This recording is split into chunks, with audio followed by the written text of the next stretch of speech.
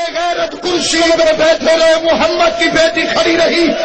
4 گھنٹے بعد بے غیرت نے پوچھا کوئی ثبوت ہے تو پیش کر، کانپتے ہاتھوں سے ملکہ طہارت نے محمد کی تحریر کو دیا۔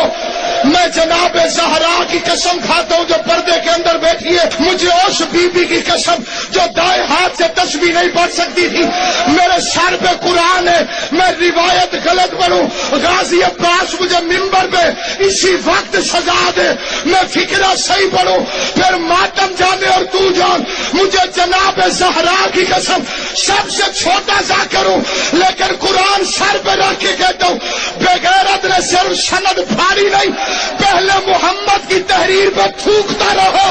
پھر اس بے غیرت نے اپنے ہاتھوں سے رسول کی سند کو پھاڑنا شروع کیا۔ زہرا کی نظریں قبل